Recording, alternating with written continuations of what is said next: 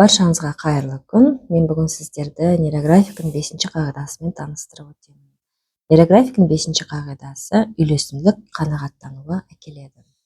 Бұл қағиданың нейрографикалық сурет салудың түпкі мақсаты ішкі үйлесімділікке жету және соның нәтижесінде мәселелерді шешіп, жағымсыз жағдайды, жағымсыз күйді жағымды күйге өзгерткеннен кейін қанағаттану сезіміне әкелетінін айтады.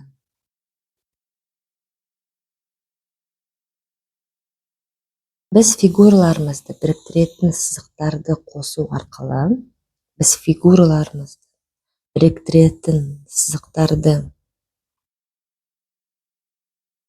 арқылы, округление дейді бізде, қосу арқылы суретте үйлестіре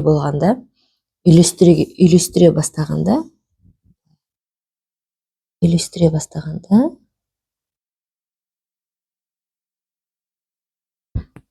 парақта көрнекі үйлесімділік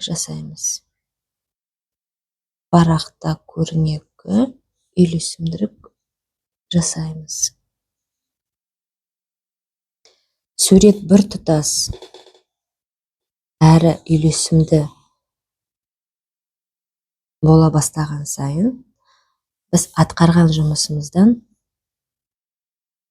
қанағат аламыз.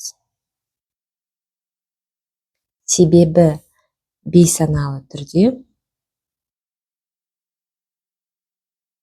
сіз қалаған үйлесімділік күйін жасап қойдыңыз.